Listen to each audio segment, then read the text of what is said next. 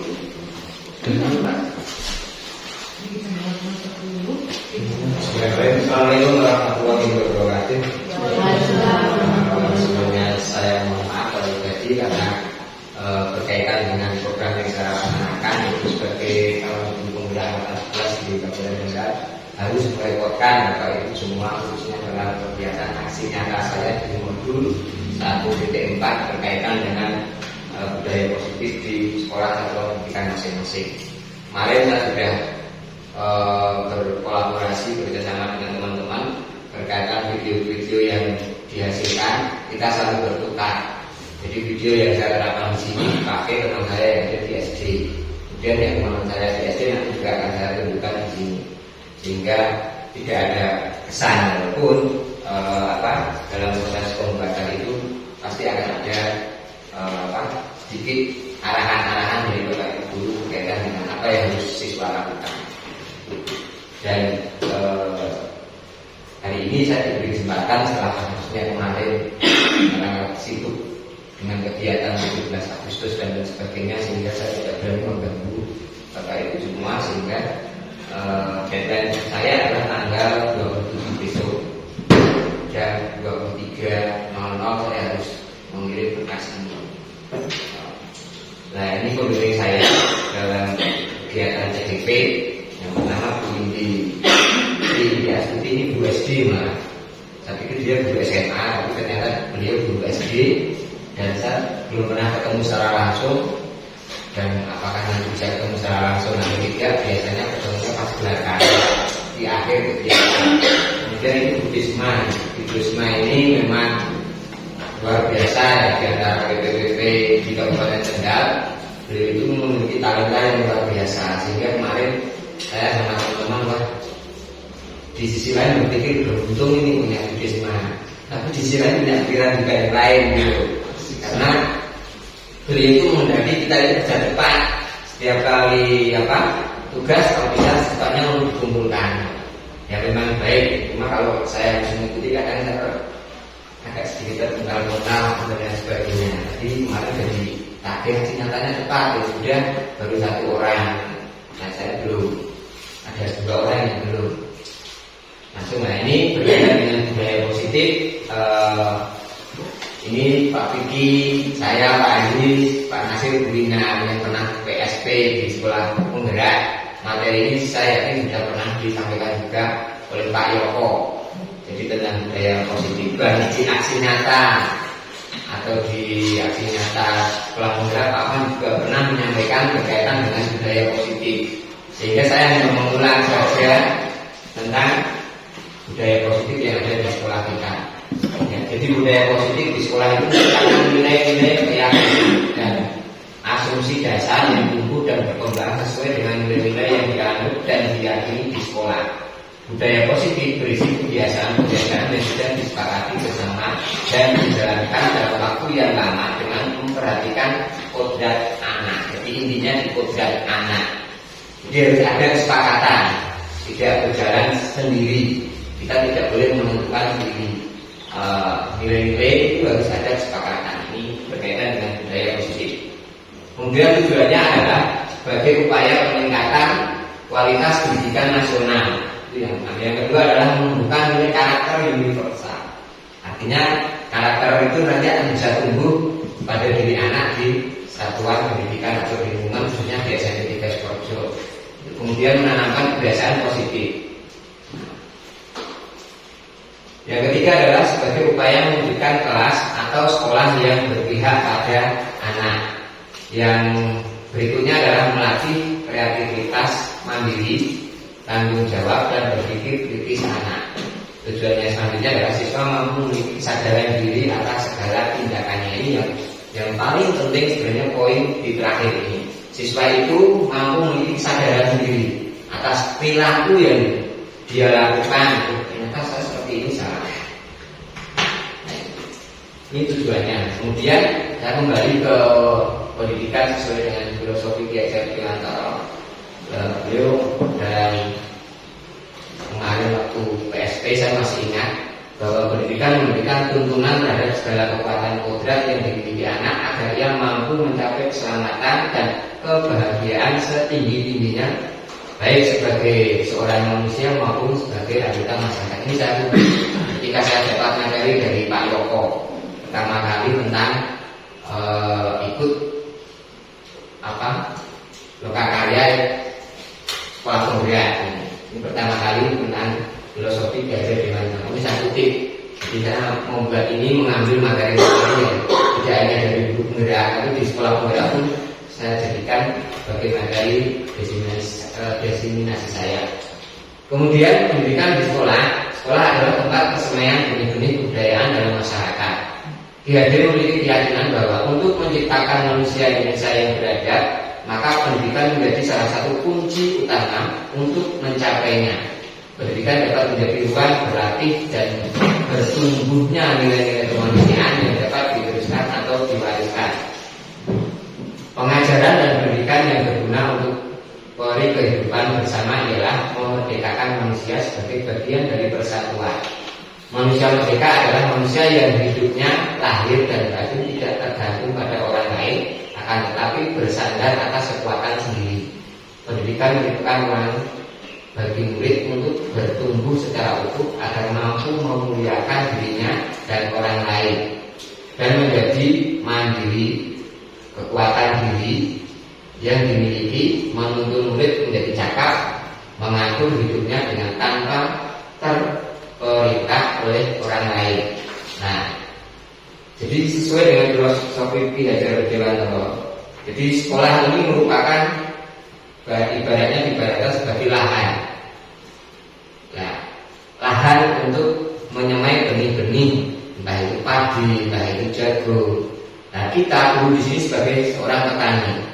Ketika kita menanam benih-benih, nah, jagungnya itu yang murid itu. Murid itu dianggap bibit-bibit yang ada di dalam satuan pendidikan, kita tanam. Nah, dari tanaman jagung itu saya yakin tidak semuanya itu bagus. Pasti ada yang bagus, ada yang mungkin jagungnya kering, kurus dan lain sebagainya. Nah, itu PR kita sebagai petani harus bisa merawat benih-benih itu biar tumbuh dengan baik sesuai dengan bakat dan minatnya masing-masing. Dan perlakuannya pun juga akan berbeda.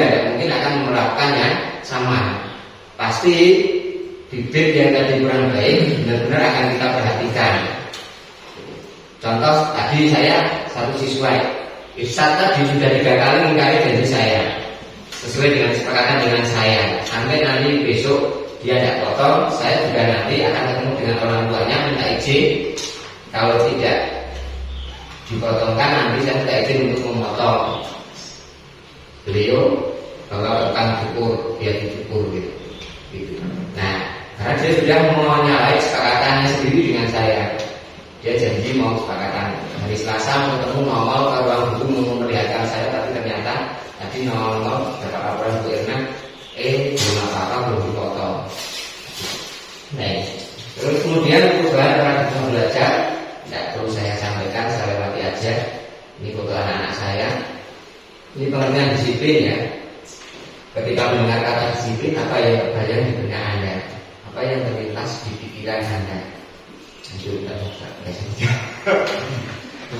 Disiplin kebanyakan orang akan menghubungkan dengan kata tertib, dengan teratur dan kepatuhan pada peraturan.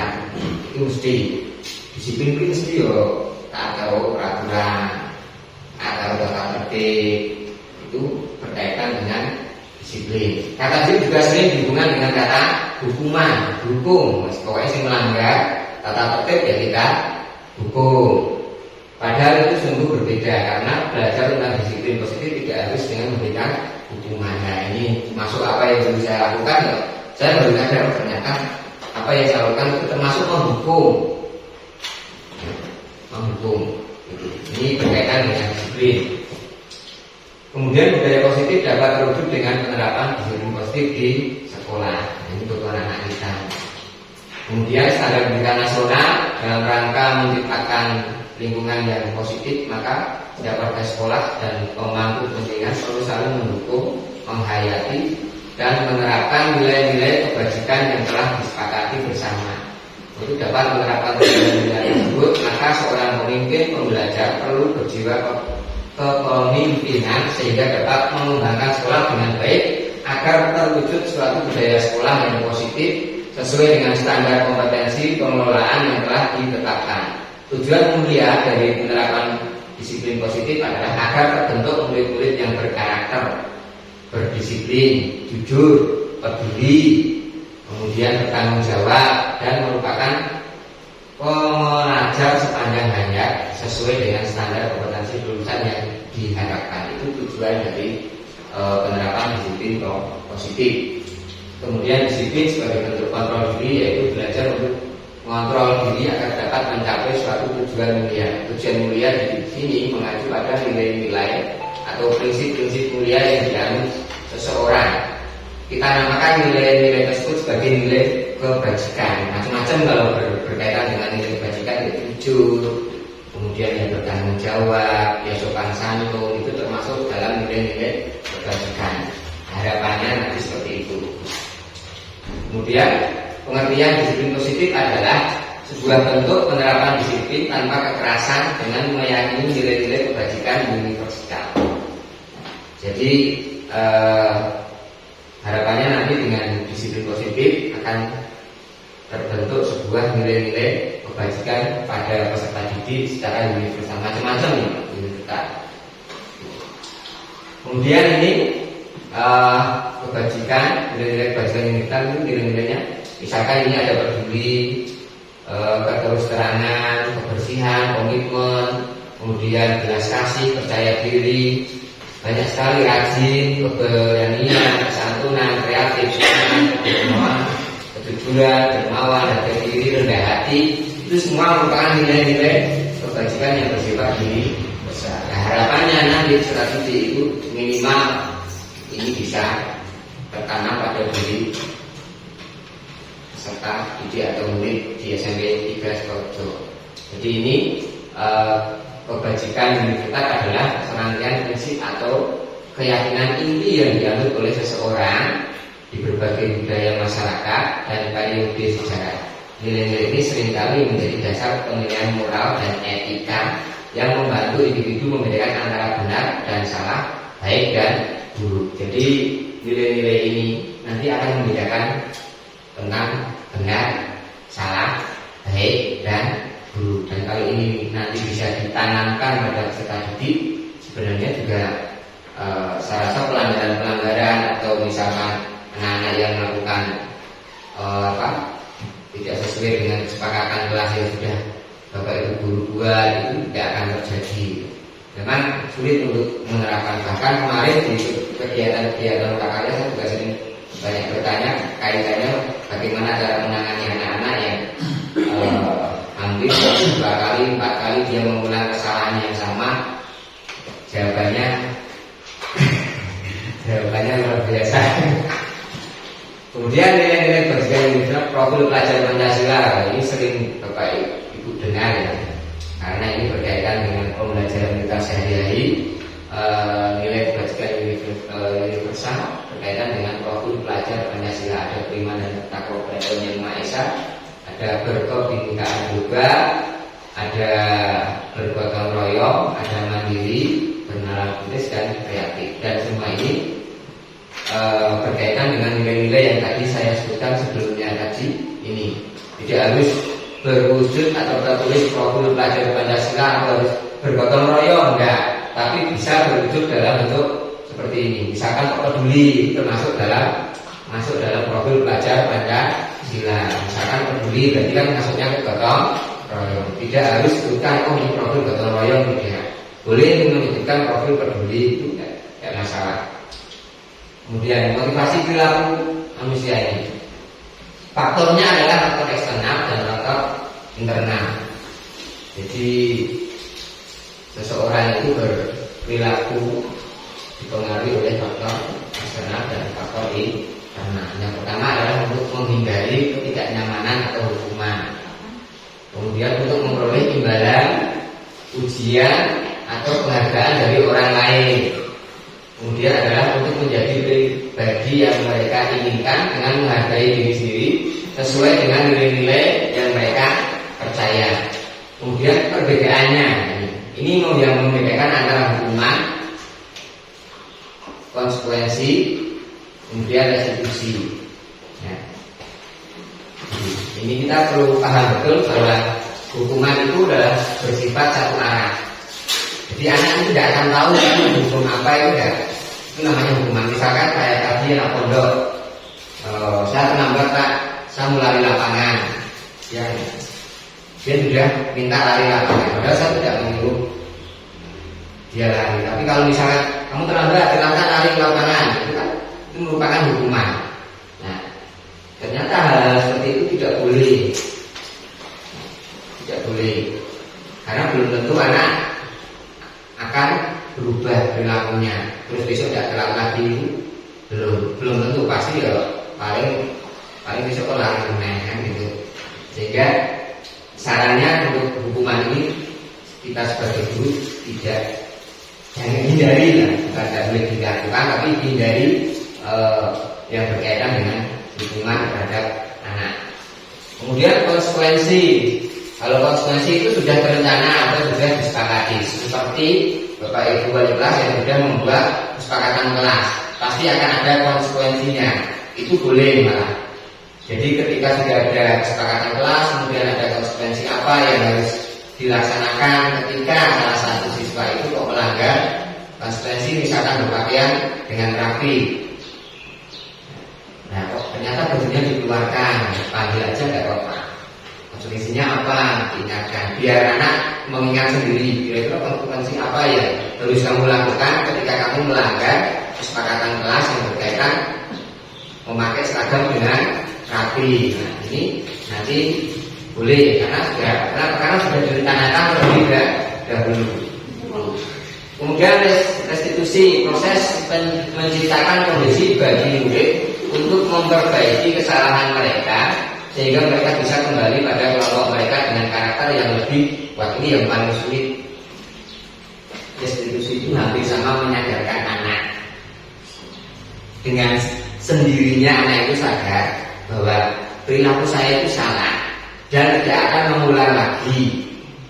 Untuk menghindarinya, saya harus bersikap seperti ini. Nah ini muncul dari diri anak sendiri, ini yang paling sulit. Kalau itu bisa muncul dari diri anak sendiri, wah enak. Paling itu karena komitmen. Tapi kalau munculnya karena dipaksa dan lain sebagainya karena takut, ya pasti besok akan kembali lagi. Nah ini paling sulit, itu berkaitan dengan bagaimana kita membuat restitusi, kalau istilahnya nanti segitiga restitusi. Nah, 5 kebutuhan dasar manusia. Macam-macam ternyata di sekolahan itu ada kasus dorong-dorongan bukan jajan makanan. Baik tukaran. Nah ini karena ada 5 kebutuhan dasar manusia. Yang pertama adalah bertahan hidup. 1, misalkan kesehatan, rumah, makanan. Ada anak kan berebut makan jajan kami. Nah itu berarti 1 kebutuhan dasar anak itu kurang, apa makanan. Nah, kemudian yang kedua adalah kasih sayang dan rasa diterima. Kebutuhan untuk memberi dan menerima kasih sayang dan kebutuhan untuk merasa menjadi bagian dari suatu kelompok. Jadi misalnya kok baju kamu kok dikeluarkan, kok dimasukkan biar kelihatan rapi, cantik, itu berarti kan salah satu kebutuhan kasih sayang. Dia memerlukan perhatian, kasih sayang dan sebagainya. Kemudian yang ketiga adalah kebebasan, menginginkan pilihan mereka perlu banyak bergerak. Kalau untuk bantu kayak anak kemarin membuat apa, buat kayak itu kan beri kebebasan kepada anak kayak itu salah satu kebutuhan kebebasan mereka untuk membuat apa berkarya. Kemudian kesenangan, mencari kesenangan, bermain, ketawa, itu berarti kebebasan anak dalam salah satu 5 kebutuhan dasar bermain. Kemudian yang selanjutnya adalah penguasaan. Diakui atas prestasi dan keterampilan kita, bisa membuat pencapaian, kompeten, diakui, dihormati. Kayak kemarin mau mutung gara-gara capek waktu karena apa? di sekolah itu yang bisa hanya kamu loh yang ditanya. Kalau yang satunya itu kadang dia nolak, dia tidak bisa memperhatikan, belum bisa memperhatikan apa itu mayoritasnya, sehingga kalau berganti lagu dia muncul kadang lagunya ini harusnya jadi lagu B.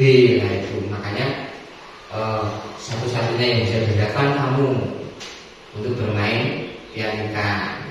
Jadi untuk mau makanya itu salah satu karena dia yang bisa menguasai. Jadi 5 dasar kebutuhan ini harus bisa terpenuhi. Terus bagaimana jika kebutuhan itu tidak terpenuhi? Ya, itu tukaran, pasti berkelahi, pasti adu pendapat berbeda-beda. Bila mereka tidak bisa mendapatkan kebutuhannya dengan cara yang positif, mereka bisa melanggar peraturan atau melakukan hal-hal yang tidak sesuai dengan nilai-nilai kebajikan. Kok kasih sayang ringan misalkan, nanti di sekolah pasti dia akan mencari biar dapat kasih sayang dari bapak ibu guru, cari perhatian dan sebagainya. Bisa jadi seperti itu nanti.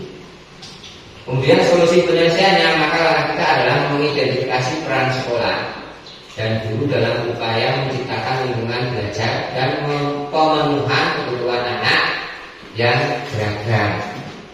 Ini solusi penyelesaiannya. Kemudian ini ada sebuah ilustrasi cerita. Tahun ini Dimas genap berusia 17 tahun. Ia senang sekali ketika ayahnya mulai mengajarkan cara menyetir mobil. Ya, dari nyetir mobil. Setiap akhir pekan ia berlatih menyetir. Ia terlihat senang sekali berlatih sampai akhirnya ia bisa menyetir mobil dengan baik dan lancar. Ketika ibunya bertanya pada Dimas apa yang membuat dia ingin bisa menyetir mobil, kira-kira kebutuhan apa yang ingin dia penuhi, kok berambisi menyetir mobil, kira-kira kebutuhan apa? Nah ini kebutuhan apa yang ingin dia penuhi? Apabila jawabannya Dimas seperti itu kata ini, aku merasa bangga dan keren. Merasa bangga dan keren. Jadi 5 kebutuhan dasar tadi yang sudah dipenuhi adalah penguasaan, cinta dan kasih. Kalau cinta dan saya nggak mungkin ya kita membuat cinta dan kasih sayang, kebebasan, kesenangan. Kira-kira apa tadi ya? Kesenangan, apa kebebasan, apa penguasaan? Kesenangan. Dia senang sehingga dia bisa melaksanakan kegiatan itu dengan baik, bisa melakukan latihan-latihan itu dengan baik. Kemudian saya beralih ke keyakinan kelas. Jadi Bapak atau Ibu, saya ingin bertanya, mati aja ucapannya. Ya, keyakinan kelas adalah suatu pernyataan positif yang dibuat bersama oleh guru dan siswa untuk membangun budaya positif di sekolah.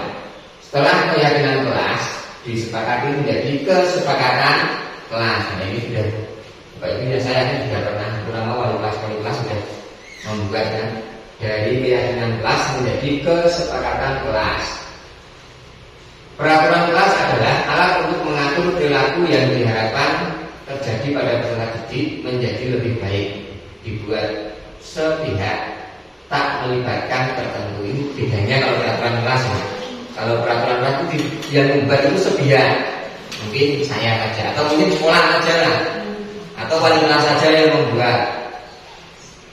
Tapi kalau keyakinan kelas itu enggak. Kalau keyakinan kelas itu dibuat secara bersama-sama antara guru dengan murid.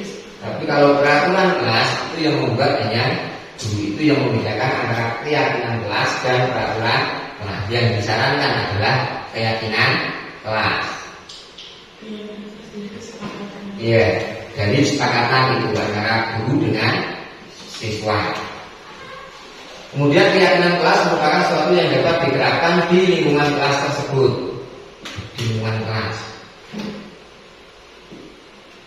Pembuatan keyakinan kelas melibatkan semua warga kelas melalui kegiatan curah pendapat, jadi saling menawarkan.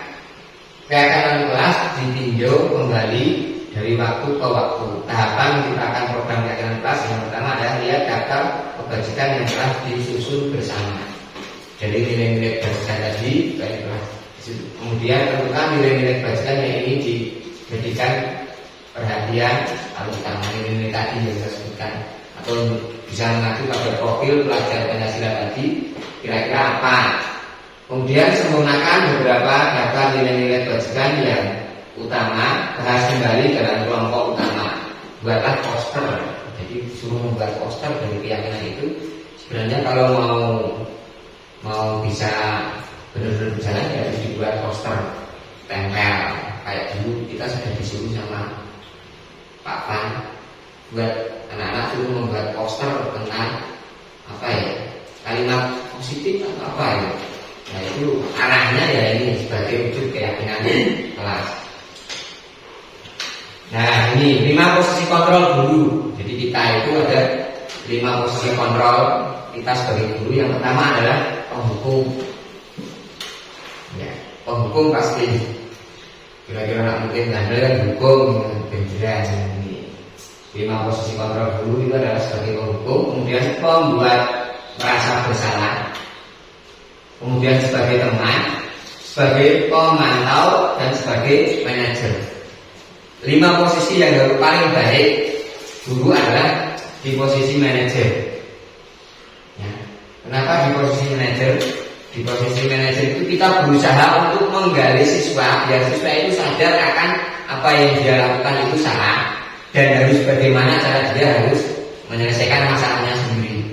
Dia berusaha untuk bertanggung jawab terhadap perilakunya sendiri.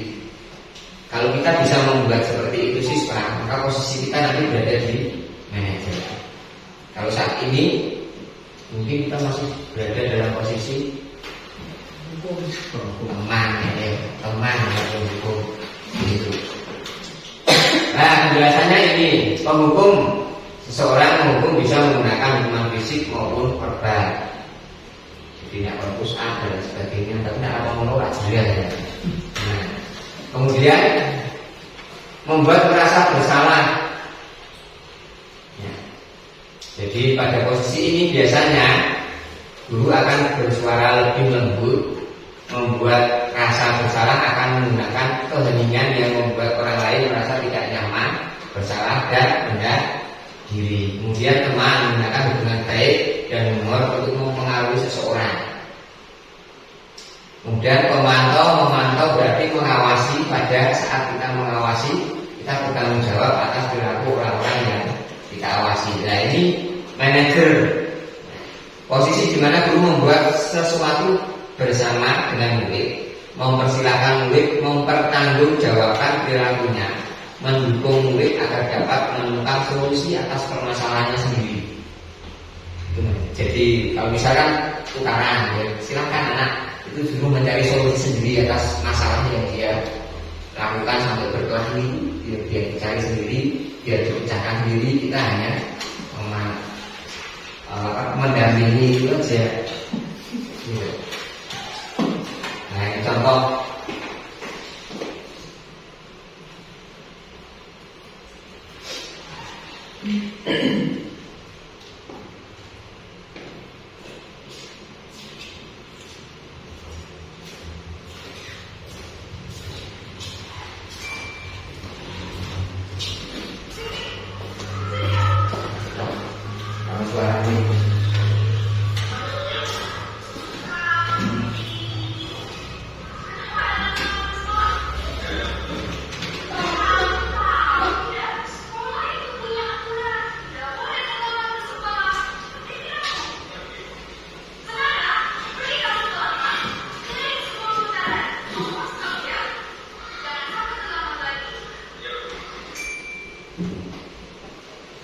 Jadi penghukum.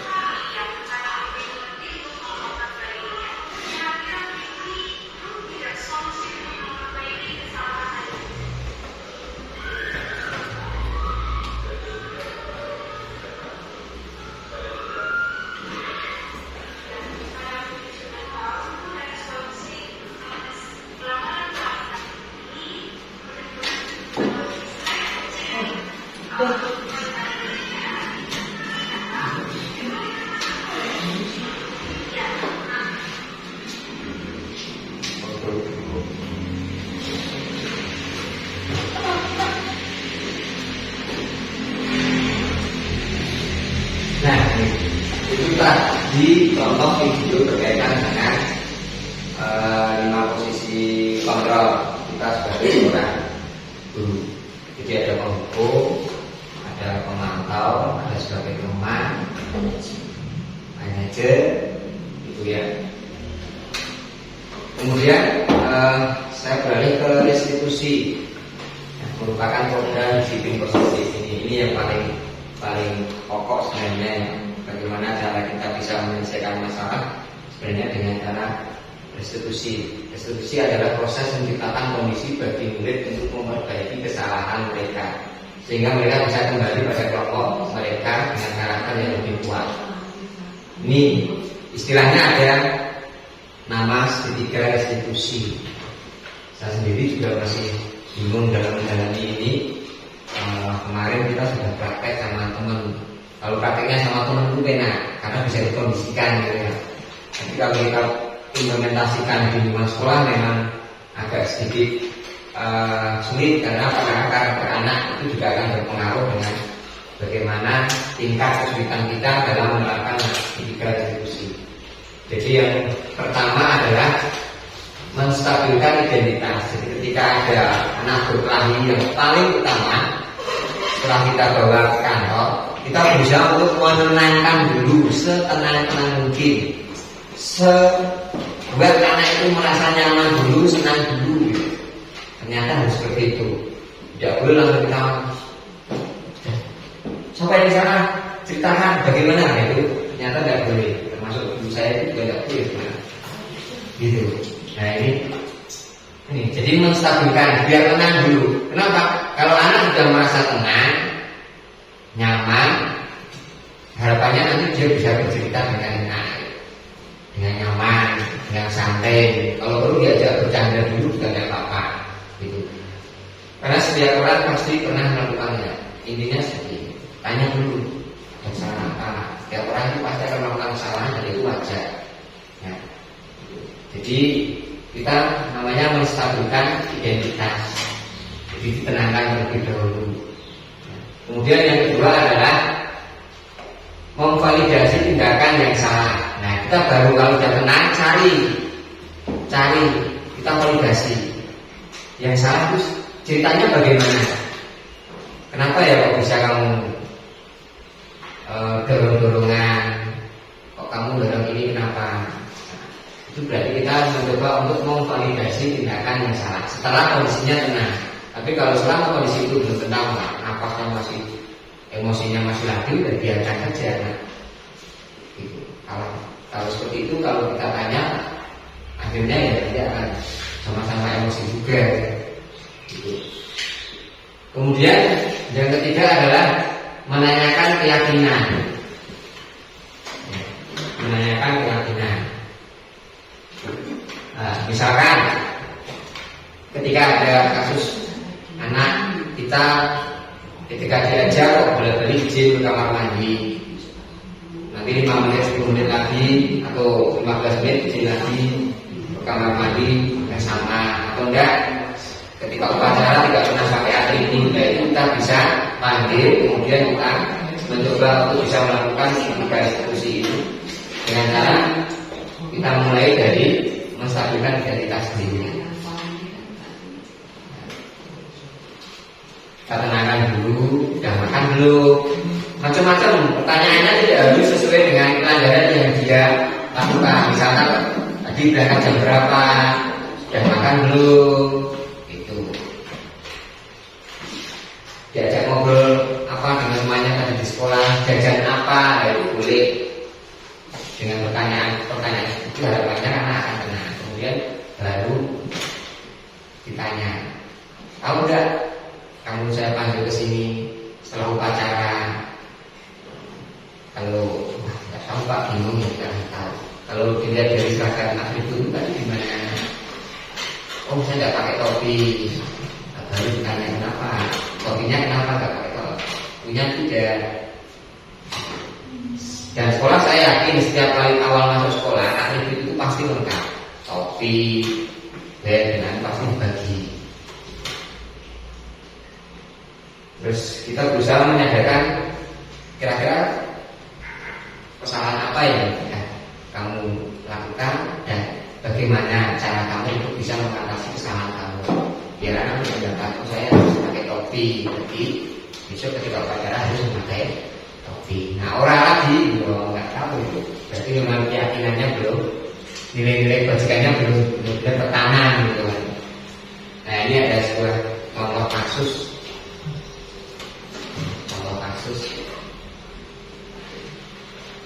Ini berani.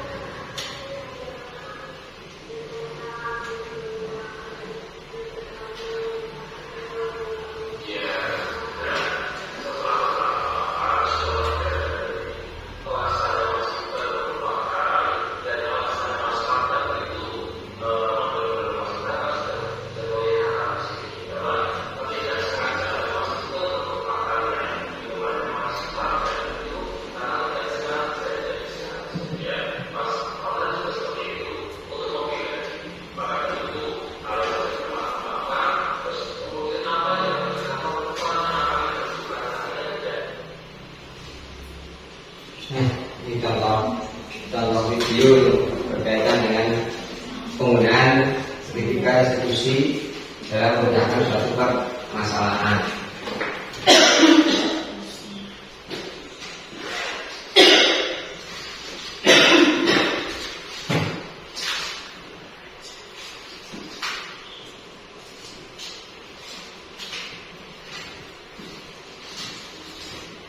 Mungkin cukup sekian dari apa yang tadi saya sampaikan.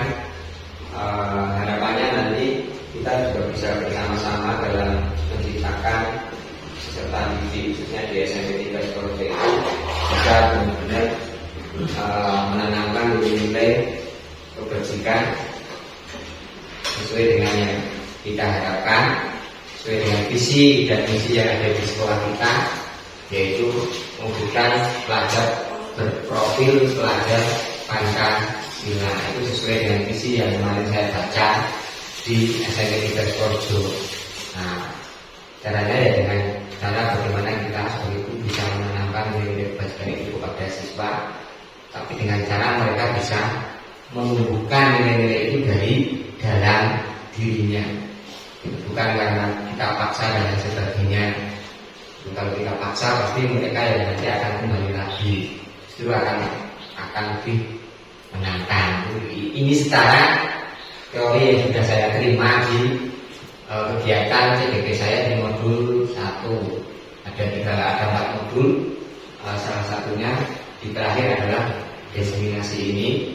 Harapannya saya ucapkan terima kasih atas partisipasi Bapak Ibu dalam mensukseskan atau mendorong saya untuk terus mengikuti CDP. Harapannya nanti kemungkinan akan saya rekodkan lagi berkaitan dengan modul-modul berikutnya. Itu. Untuk itu doa saya nanti ada yang ikuti saya tahun depan. Doa saya harapannya ada yang ikuti saya tahun depan. Sehingga nanti akan mendapatkan pemahaman lebih bagus daripada saya. Jadi silakan. Siapa tahu nanti ada yang ikuti sejak saya tahun depan, Pak Vicky atau Pak Nasir, Pak Reza, atau Pak Aziz, Bu Ina, Pak Nista, Bu Dewi. Itu siapa tahu. Karena saya yakin kalau kita mau belajar pasti akan ada itu. Manfaat itu pasti ada. Tidak ada ilmu yang tidak bermanfaat. Sekecil apapun apa yang saya dapat di CDP ya pasti saat akan saya terapkan di sini, akan saya terapkan. Ya masalah nanti berhasil atau tidak, ya tinggal kita mau berusaha atau menyerah. Kalau kita mau berusaha terus ya insya Allah akan dapat terselesaikan. Itu dari saya. Tidak ada yang bertanya ya? Bertanya ya? Nah ini dari saya. Assalamualaikum warahmatullahi wabarakatuh. Waalaikumsalam warahmatullahi wabarakatuh.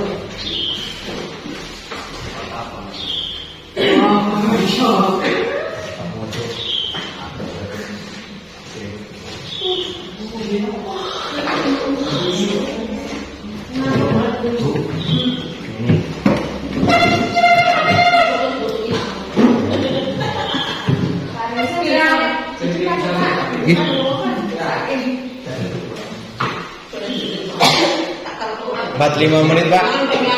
45. Dari awal 6 menit.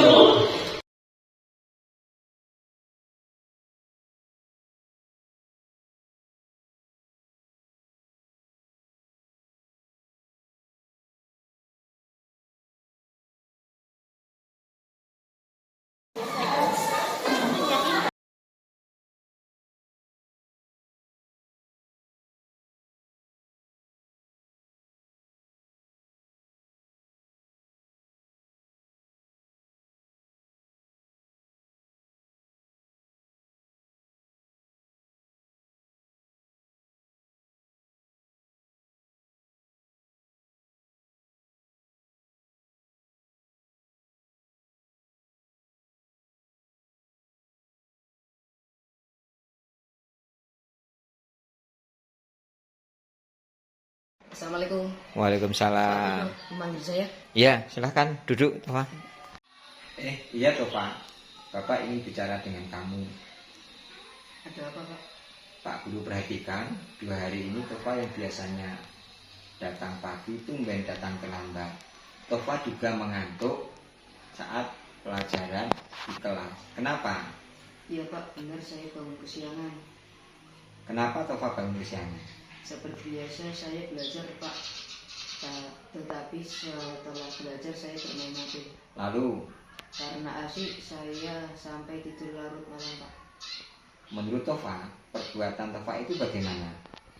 Salah Pak, Di mana kira-kira letak kesalahannya? saya melanggar keyakinan kelas untuk disiplin Pak. Nah, pintar sekali Tova, sudah menyadari kesalahannya dan tetap berangkat walaupun Tova terlambat. Tentunya kan setiap orang pasti pernah melakukan kesalahan. Pak Guru juga sama pernah melakukan kesalahan. Sekarang apa yang ingin Tova lakukan dengan kesalahan tersebut? Saya akan lebih berusaha mengatur waktu agar bisa bermain, tetapi juga tidak terlambat dalam mengantuk saat di sekolah. Ya Tova, apalagi sebentar lagi kan kamu harus bisa bermain, tetapi juga sebentar lagi kamu juga akan melaksanakan kegiatan asesmen nasional, ya, supaya nanti hasilnya lebih bagus. Iya Pak, terima kasih. Ya Pak. Oke, baik. Sekarang kamu boleh kembali ke tempat. Tapi memanggil saya. Ya Gani, Gani sudah makan belum? Sudah Pak, tadi di kantin. Hari ini Gani sehat ya? Sehat Pak. Alhamdulillah.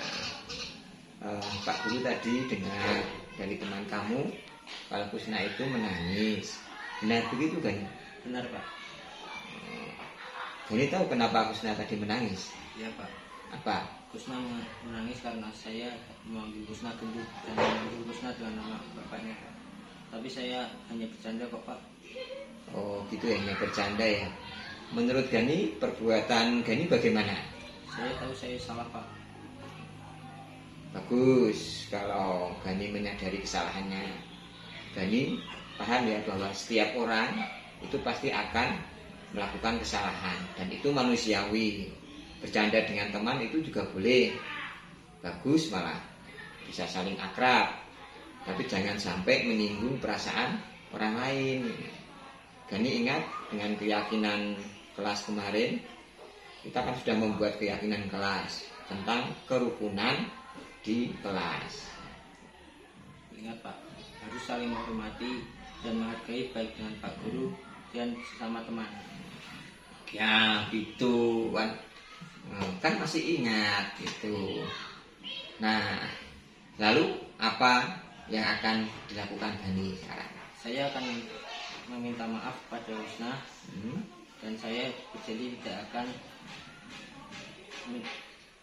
akan melakukan perbuatan itu lagi dan akan selalu menjaga kerukunan sekolah.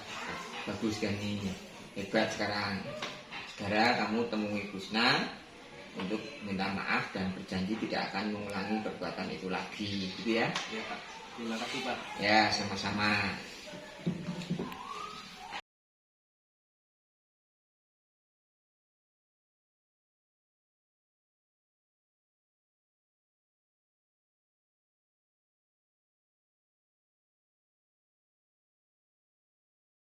Assalamualaikum warahmatullahi wabarakatuh. Nama saya Intan dari kelas 8A. Setelah memahami tentang disiplin positif yang di dalamnya terdapat nilai-nilai kebijakan, di antaranya dalam bentuk kesepakatan kelas dan keyakinan kelas, saya bisa memahami langkah yang harus saya lakukan untuk tidak melanggar keyakinan kelas. Dan itu muncul dari diri saya sendiri. Untuk itu, saya mengajak semua teman-teman untuk benar-benar serius dalam melaksanakan kesepakatan kelas dengan baik dan serius.